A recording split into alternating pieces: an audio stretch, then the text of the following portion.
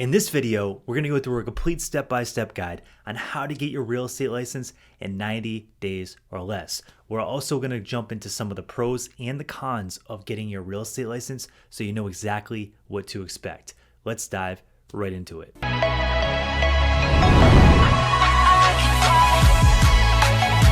My name is Chris with the Empire of Real Estate YouTube channel. On this channel, we talk about real estate, personal finance, and entrepreneurship. Before we get started, I want to offer you our how to get licensed and start your real estate career guide.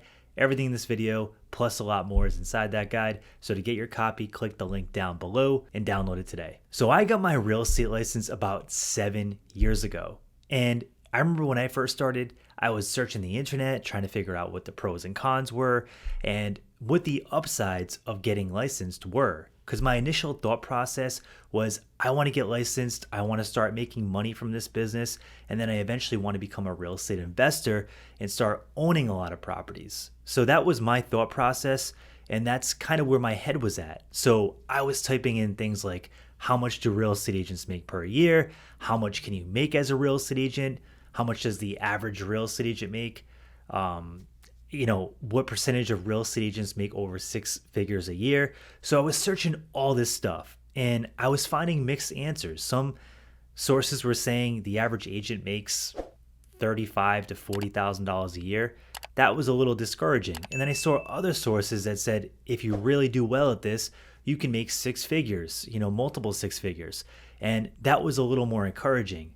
So I know there's a lot of information out there, and I want to dive into some of the pros and cons. As somebody that's been doing this for over 7 years, I built a real estate team, and it's been really good for me. But I remember how it was starting out, and I remember all those questions that I was asking and trying to really see if this was going to be a good thing or if I should just find something else to do. So I'm going to go into some of the pros first so you know exactly all the benefits that I've experienced from becoming a real estate agent, and hopefully will help open your eyes to some of the opportunities in this business. The first positive thing about being a real estate agent is the uncapped income potential. So when I was at my 9-to-5 job, I really disliked the fact that somebody else was dictating how much money I could make or how much money I couldn't make. And that was really frustrating because I'm someone that always wants to advance. I'm someone that wants to learn more, grow, and really build my income to what I want it to be. I don't want somebody at a corporation saying, hey, you're only worth this, or you're worth more than that, but it's just not in the budget and we can't pay you. I don't like that. I've never been a fan of that. And this business gives you the opportunity to kind of write your own checks and create your own destiny, which is huge. So I know agents personally that make 7 figures a year. Now, this is very rare. It's not common, and you have to be exceptional. You have to work a lot, and you have to really scale your business. So I don't want you to think that's the norm, but it's definitely out there. People are doing it, so it is possible. And that's what I love about this business, is you can really make it what you want it to be.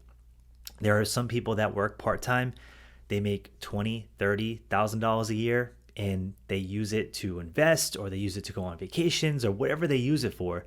And then there's other people that scale it to multiple 6 figures or even 7 figures, and then they can launch other things from there. So a lot of times they'll become investors, or they'll become hard money lenders. They'll open up title companies. They're like, they build an empire, and they become these really powerful real estate entrepreneurs, all from getting licensed. And getting licensed only costs, a couple $1,000s in most cases. Sometimes it's even less. So the opportunity can be huge and the upside is tremendous. So considering the amount of opportunity that you have with this and the cost that it takes to start, the pros and cons of it, being licensed and being able to build something like that for a really low cost entry is a really good thing in my opinion. The next one is the flexible schedule. So one cool thing about being a real estate agent is you're going to be an independent contractor in most cases, and you can make your own schedule. Now, this is a blessing and a curse at the same time because, building your own schedule can be a great thing.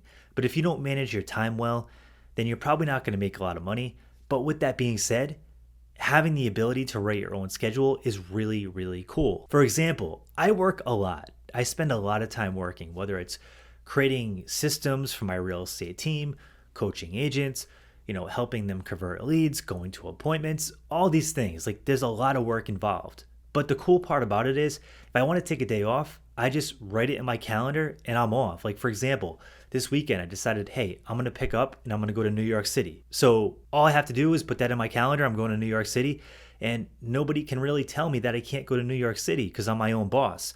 So if you're at a 9 to 5 job right now and you have a boss that's like, hey, you can't do this, you can't do that, you might really like being a real estate agent because you can decide what you're going to do and when you're going to do it. The next thing is helping people with major life events. So if you're really big into helping people, you will probably like being a real estate agent, because I've helped people buy multiple investment properties, which have really changed their lives. Some of these people are making, $3,000, $4,000 a month, $5,000 a month now because they bought great properties and I help them buy those properties. And there's also people that I've helped move into beautiful homes that are now paying less for those homes than they would if they were renting a similar thing, because rents have gone up and they're building equity and they're really, really loving it. So being able to impact people in a positive way and help them get into home ownership and build wealth, that can be a really rewarding thing.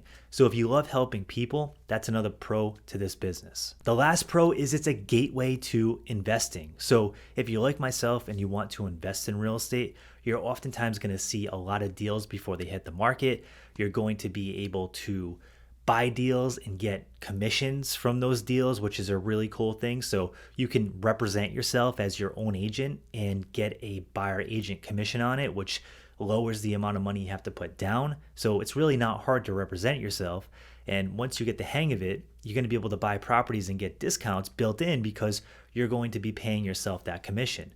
So that could be another huge benefit. And let's be honest, a lot of the agents that are very entrepreneurial, it's a great gateway business into investing because you get to work with investors, you get to show investors property, you get to make commissions on deals that you're not even putting your own money into. And then once you build up enough capital from selling a lot of real estate, then you can turn around and say, hey, now I want to be the investor and I want to start buying these assets myself. And that's kind of where I'm heading right now, is I'm starting to buy assets and I want to build a big portfolio. So if that's your goal as well, being a real estate agent and getting your real estate license can be a great gateway into the world of being a real estate investor. Now, let's talk about some of the cons of being a real estate agent. It's not all gravy. It's not all good, right? I want to be real with you on this channel, and I really want to tell you some of the cons of getting involved with this, because it's not all positives, right? Nothing in life is all upside without any downside. So the first con is it can be a unpredictable income stream. There are some months where I've made tons of money, like so much money that I'm like shocked. I'm like, wow, this is amazing. And then other months it's been nothing, zero, zero, zero. And it's especially like this when you first start. As you grow your pipeline, you can start creating more predictable income streams with it. But when you first get started, it's very, very inconsistent. And until you build a big pipeline and a big database, it's going to be inconsistent. So you have to prepare for that ahead of time and have a good chunk of money saved up before you really go full time and go all in. Now, I have seen agents go all in and they've made it and they've become very, very successful, but it's a huge challenge and you have to be up for that challenge, especially if you're going to put all your cards in and go full time and try to make a consistent income to replace your 9-to-5 job. Back when I started, I went all in. I put 2 weeks notice at my job. I had saved up some money. It was about 6 months of reserves. And then I said, I'm going all in. And trust me, it was a hard road. I spent a lot of time prospecting. I really, really had to work to be able to get deals in the door. And I made it work. So you can make this happen. But just know it's going to be a grind, and you have to really want this because it's going to be harder than you think. The next con is that it's more difficult than it seems. So many agents get into the business and they just think it's going to be opening doors, showing houses, but it's actually not that at all. That's a very small fraction of what you do, and that's actually the easiest part of the entire job. The job really consists of calling people, calling leads, doing marketing, getting clients, being able to convince those clients that you're the right agent out of thousands of agents in your local market. And you have to really be able to convey that you're the right professional. It's posting content on social media. There are a lot of things that go into it, and you have to be able to drum up business, because the truth is 87% of agents that get into this business fail out of the business within the first 5 years. And if you want to last and you want to make it, you're going to have to learn sales and you're going to have to learn marketing, because while this business has tremendous upside and you can make six figures, multiple six figures, and the checks are huge, let's be honest, it's highly saturated, it's highly competitive, and there are thousands of other agents in your market all competing for the same business. So you have to be great, you have to put a lot of time in, and you have to really master your craft. And then once you stand out amongst a crowd of people, you're going to have the potential to make a load of money. But just like any business, if a business has tremendous upside and there's a very low barrier to entry, it might cost you a couple $1,000s to get in, then there's going to be a lot of people trying to get in, and there's going to be a lot of competition. And that's what this business is like. There's a lot of competition, but if you do the work and you really are dedicated to becoming successful, then I wouldn't worry about that competition, because a lot of the agents that get in, they get in and they're like, oh, if it works, cool. If it doesn't work, cool. And then they fail out anyway. But if you're dedicated and you really want to build a real business and start building your real estate empire, then I wouldn't worry about it, because you're going to stand out amongst the rest of the people. You're going to do the work, and you're going to make some really big things happen if you stay consistent and dedicated. Now that you know some of the pros and cons, let's dive into some of the steps you need to take to get licensed. And if you're motivated and you want to get started right away, you can do this in 90 days or less. So let's dive into it. First of all, you have to meet your state's basic requirements. In most states, you're going to have to be 18 years old or older, and you're going to have a high school diploma or a GED. Every state is different, so if you want to check out our guides on how to get licensed, we have a whole playlist on our channel with most states in the entire United States that will go over the exact process and all the requirements for that specific state. So be sure to check that out. Next, you have to complete your state's pre-licensed education classes. So each state has a different requirement for the amount of hours that you have to complete. Some are as low as 40 hours, and I've seen some over 168 hours. So it really depends on your specific state requirements, on how much classroom time you're gonna have to spend. And I know this is a lot of time, especially if you have a 9-to-5 job or you're just really busy in general. To go sit in a real estate classroom can be really inconvenient, especially if you want to really get through this quick. I would highly suggest checking out Colibri Real Estate School.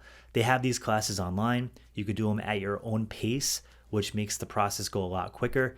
And they do a really good job. So if you want to check them out, there's an affiliate link down below with different sales and discounts. Once you complete your real estate pre-licensed education, it's time to take the exam. In most cases, the exam is held with Pearson VUE or PSI testing centers, and you want to give them 24 hours notice at least to make sure that they can get you on their schedule.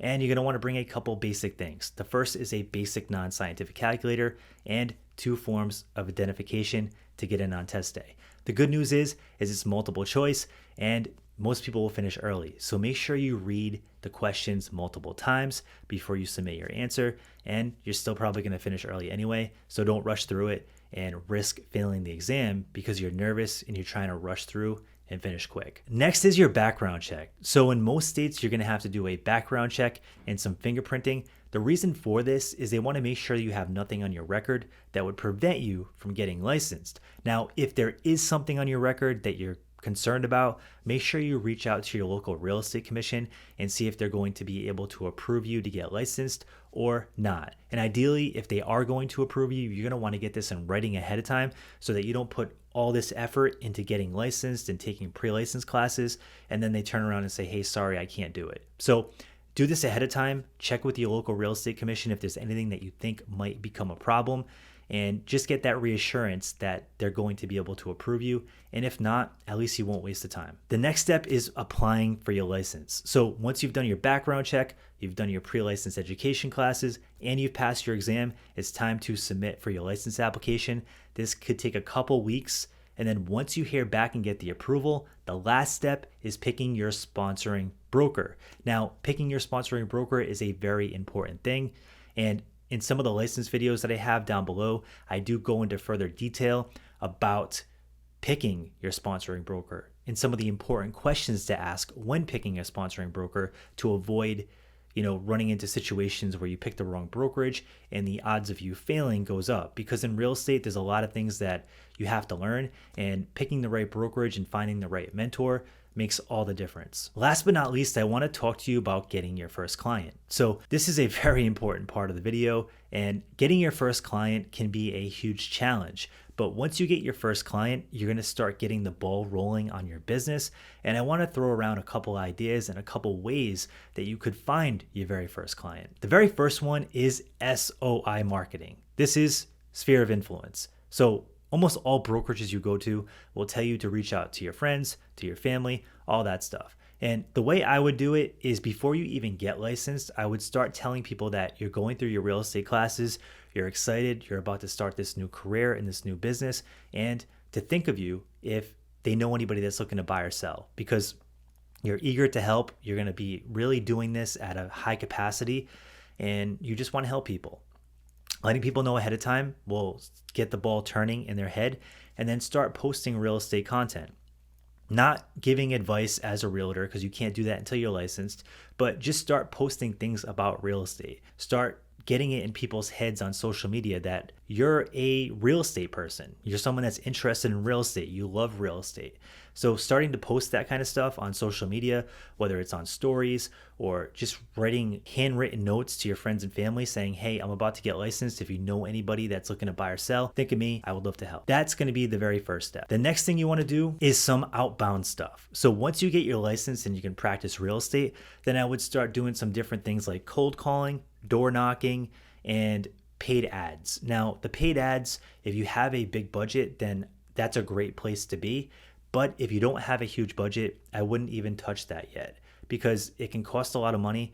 And if you're not good at converting those leads into clients, you can end up in a bad situation and you could run out of money before you even get your career off the ground. So to keep this lean and keep it as cost effective as possible, I would focus on door knocking, which is essentially free aside from the material that you print, which I get it. Door knocking is not a ton of fun. And I did this when I first started. I would take 100 flyers and I would go to all different neighborhoods and knock on doors, and it was uncomfortable. I'm not going to lie. It wasn't fun, but it's free and you get really good results because the people are face to face. They're going to be a lot nicer to you and you get a workout at the same time. So I like door knocking once I got the hang of it, but I get it. It can be miserable. And I recently went out door knocking again and I'm like, hey, I like the phones better. I like prospecting by phone better, but some people really love door knocking. I have agents on my team that really, really love it. They like it much better than the phone. They like being out and about. They're exercising. They're talking to people face to face. And you just have to see if it's the right fit for you, because if it is, you can really make some good money doing it and it's not going to cost you a lot to get started. Next, we have cold calling. So cold calling can be a great way to get started. And I would start by calling some of the low hanging fruit. So this is for sale by owner and expired leads. So these are people that have already raised their hand, they want to sell, and you just have to get in contact with them and let them know that you're the right person to help them. Now, there are different scripts that you can find online to help you with this when making these phone calls, but this is where I would start. These are very low cost lead sources and you can really get your foot in the door and start getting your first real estate clients. So all in all, if you're thinking about getting your real estate license this year, it can be a great thing. It takes a little bit of effort to get licensed. You can do this in 90 days or less. And once you get licensed, you can start right away by calling those lead sources that I mentioned. It's very low cost to start and the potential upside is huge. So if you have questions about getting your license this year, drop it in the comment section below and I'll do my best to get back to you. And if you are getting licensed this year and you're committed to it, drop that in the comment section below as well. I would love to hear from you. Thanks so much for tuning in and you have a great day.